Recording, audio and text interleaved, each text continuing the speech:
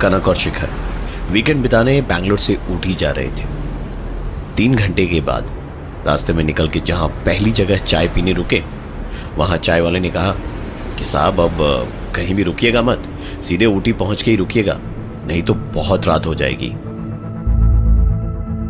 लेकिन किस्मत और होनी को बदलना अगर इंसान के हाथ में होता तो दुनिया अलग ही होती। गाड़ी में बैठे ही थे कि एक भिखारी वहां आई। शिखर ने जेब में हाथ डाला ही था कि कनक ने कहा, क्या कर रहे हो? एक को दोगे तो 4 आ जाएंगे। रास्ते में ठंड धीरे धीरे बढ़ती जा रही थी।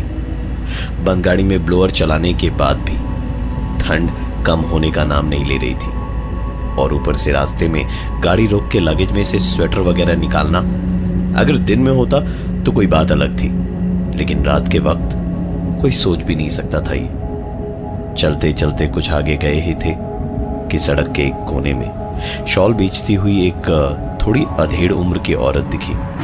उसका मुंह घूंघट से ढका था। वहां रुक के उससे एक नहीं दो नहीं पूरे 4 शॉल खरीदी कनक ने, क्योंकि शॉल बहुत ही अच्छे और सस्ते थे। ड्राइवर ने मना किया था कि रास्ते में रुक के मत लीजिए शॉल, शहर में पहुंच के ही ले लीजिएगा। कनक मानी नहीं, और उसे ऐसी ठंड में परेशान देख शिखर भी रुक ही गया, और इतने सस्ते में इतनी अच्छी शॉल मिल गई तो दोनों ने एक नहीं दो नहीं पूरे 4 ही खरीद डाले। ठंड धीरे धीरे बढ़ने लगी थी। अब कनक ने शॉल अपने कानों पे भी चढ़ा लिया। शॉल कानों पे ओढ़ ली तो बाहर की आवाजें थोड़ी कम हो गई, और सारी धीमी धीमी आवाजों में दबी हुई एक हल्की आवाज सुनाई देने लगी। एक को दोगे तो 4 और आएंगे। एक को दोगे तो 4 आएंगे। एक को दोगे तो 4 आएंगे। इसको सुन के कनक जोर से चीखी, और सामने से आती एक ट्रक उनकी गाड़ी से घिसट के निकली।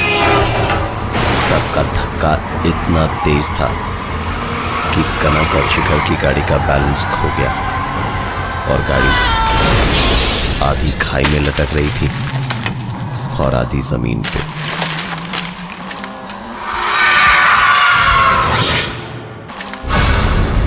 लोगों ने आकर किसी तरह उनकी गाड़ी निकालने में मदद की और गाड़ी निकाली। गाड़ी रिपेयर करवाए बिना चलाना खतरनाक था, इसलिए ड्राइवर ने कहा कि वो होटल जाकर लगेज दे देगा बाद में। कनक सिर्फ वो शॉल्स अपने हैंडबैग में लेकर शिखर के साथ किसी गाड़ी का वेट करने लगी। सड़क पे काफी देर रुकने के बाद एक दूसरी गाड़ी ने उनको लिफ्ट दी। उस गाड़ी में भी एक कपल था, जिनको देखकर लग रहा था कि शादी को मुश्किल से 6 महीने ही हुए होंगे। बड़े अजीब से थे वो दोनों। शायद दोनों में झगड़ा हो रखा था, क्योंकि दोनों का मुंह फूला हुआ था और हार्डली बात कर रहे थे एक दूसरे के साथ। थोड़ी दूर आगे ही गए कि कार चलाते हुए उस आदमी ने शिखर से पूछा, अब अगर आपको एतराज ना हो तो मैं एक सिगरेट पी लूं। शिखर खुद भी सिगरेट पीता था, तो उसने कहा, अरे हाँ हाँ पी लीजिए, कोई प्रॉब्लम नहीं है। चलती गाड़ी में उस आदमी ने सिगरेट जलाई। ठंड इतनी थी कि उसने खिड़की खोली ही नहीं थी, और कुछ ही देर में गाड़ी सिगरेट के धुएं से भर गई थी। कनक ने पूछा कि अगर वो खिड़की को जरा सा खोल दे तो।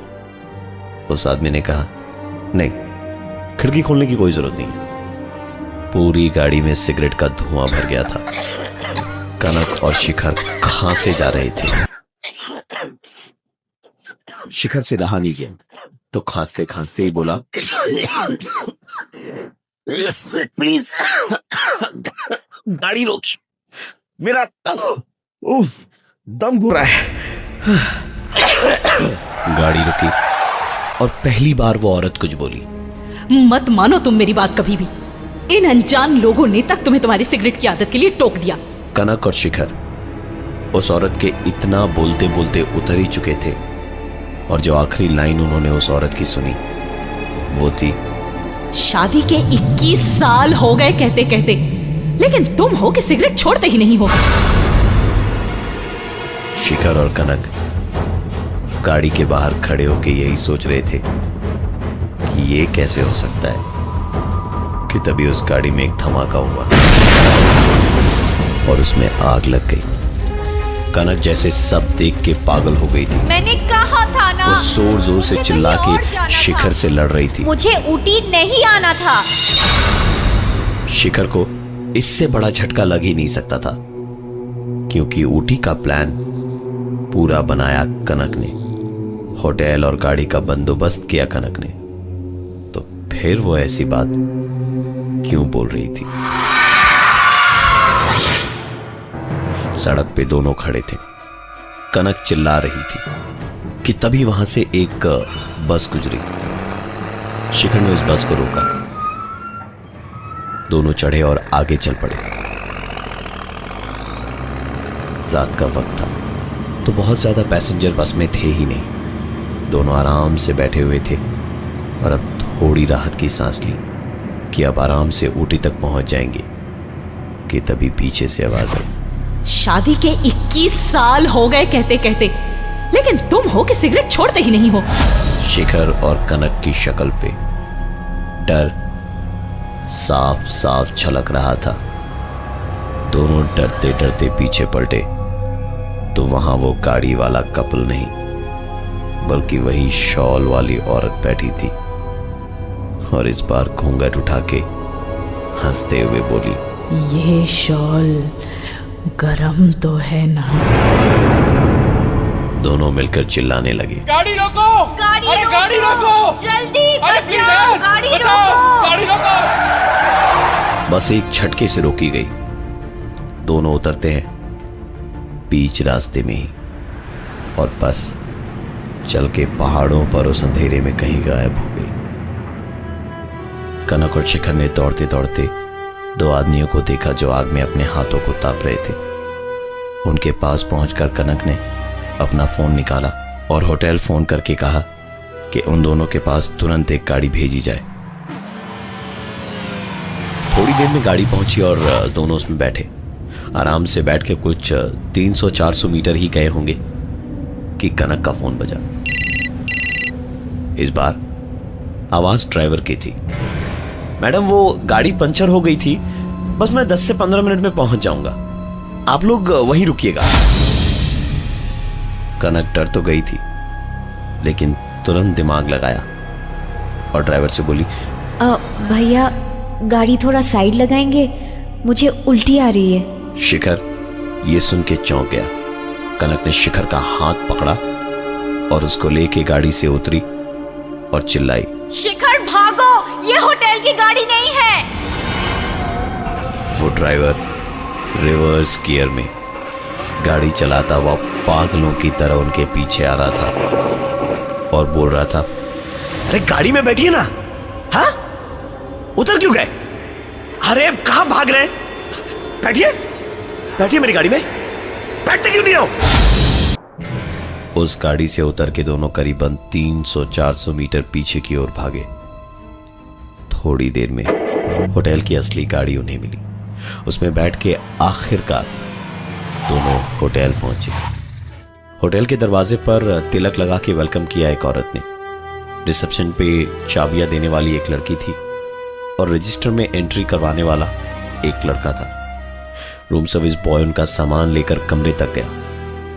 रूम में चेक इन करने के बाद दोनों ने डिनर किया और थकान इतनी ज्यादा थी कि नींद तुरंत आ गई। कनक को नींद में बहुत सपने आते थे। आज की रात उसने एक और सपना देखा और सपने में उसने देखा कि इस होटल में एंटर करते वक्त जिस महिला ने उनका वेलकम किया था, उसका हुलिया उस शॉल बेचने वाली औरत से मिल रहा था। रिसेप्शन पर जो कपल थे, उनकी शक्ल उस कपल से मिल रही थी जिन्होंने उन्हें बीच रास्ते में लिफ्ट दी थी। और इस कमरे तक जिस रूम सर्विस बॉय ने उनका सामान पहुंचाया, उसकी शक्ल उस ड्राइवर से मिल रही थी।